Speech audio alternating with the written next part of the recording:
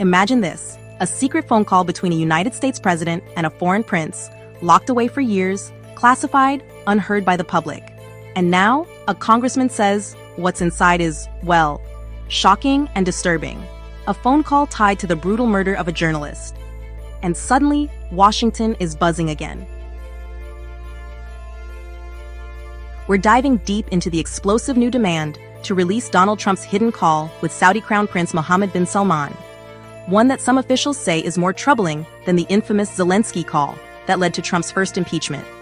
Stay with me, because this story just might reshape how we understand power, influence, and what really happened after Jamal Khashoggi was killed.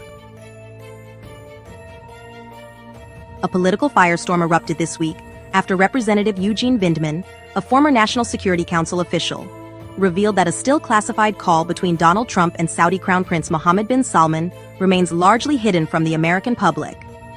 Vindman isn't just commenting from the sidelines. He was there during Trump's first term, one of the officials who reviewed presidential calls.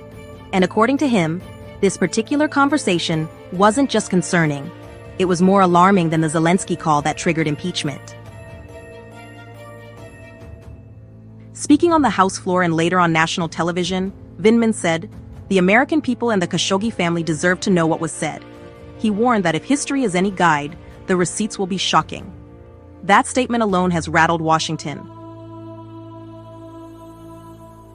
The classified Trump MBS call is believed to have taken place in June 2019, months after U.S. intelligence concluded that the Saudi Crown Prince ordered the assassination of Washington Post journalist Jamal Khashoggi.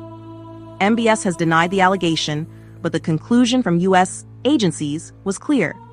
So why does this call matter? Vindman strongly hinted that Trump's private comments to MBS contradicted what he said publicly, and earlier reporting seems to support that possibility. In Bob Woodward's book, Trump reportedly bragged, "I saved his ass. I got Congress to leave him alone." Now, imagine what else might have been said in a phone call shielded from the public for years. The timing of Vindman's revelation couldn't be more explosive. It landed just as Trump welcomed MBS back to Washington with an over-the-top reception, one that stunned critics around the world. The Crown Prince arrived to a military flyover, a ceremonial procession worthy of a state visit, and a star-studded dinner with Elon Musk, Tim Cook, Cristiano Ronaldo, Jensen Huang, Bill Ackman, and other global power players. This was MBS's first White House visit since the 2018 killing of Khashoggi, a murder that caused global outrage and turned him into an international pariah for years. But Trump brushed aside the controversy. He told reporters, whether you liked him or didn't like him, things happen. Then added, "He knew nothing about it, and we can leave it at that." Those comments raised eyebrows immediately, especially as Vindman insisted the private call told a very different story. If that wasn't enough, the situation becomes even more complicated when you factor in the Trump family's business ties with Saudi Arabia. Since leaving office, the Trump organization has teamed up with Saudi partners on crypto-based luxury real estate projects. Jared Kushner's private equity firm accepted $2 billion from a Saudi fund controlled by MBS. Several new Trump-branded developments are moving forward inside the kingdom.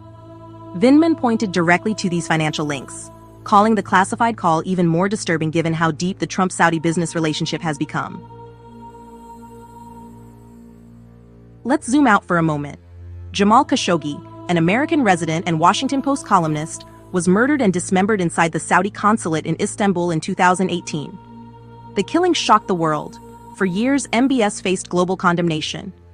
But now, nearly 7 years later, he says Saudi Arabia has taken all the right steps to make sure such a murder never happens again.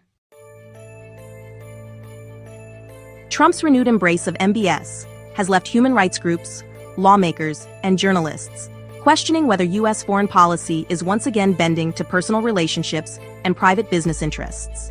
And that's exactly why Vindman's comments hit Washington like an earthquake. Calls for transparency are rising. Lawmakers and advocacy groups are demanding the release of the transcript, or at least an official statement confirming what was said. So far, the White House has said nothing. The Biden administration hasn't committed to releasing the call, and the Trump camp, now back in power, is facing pressure about why this call stayed hidden despite years of questions about the administration's relationship with Saudi Arabia. Behind the scenes, officials close to the president remain completely silent. But momentum is building, and Vindman isn't backing down. He's made one thing clear.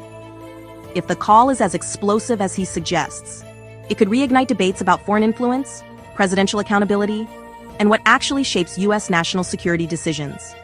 And unlike the Zelensky call, this conversation touches on something far darker: an international killing, a global scandal, and one of the most fragile relationships in U.S. foreign policy.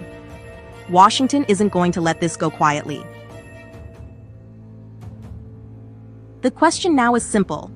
What exactly did Trump say to Mohammed bin Salman? And why has the American public never heard it? If Vindman's warnings are true, the answers could open an entirely new chapter in the story of U.S.-Saudi relations, presidential power, and the legacy of Jamal Khashoggi's murder. One thing is certain: this story is far from over. If you found this breakdown helpful and want to stay updated on major political developments, make sure you like, share, and subscribe for more in-depth coverage. Your support helps the channel grow. Thank you so much for watching, and I'll see you in the next video.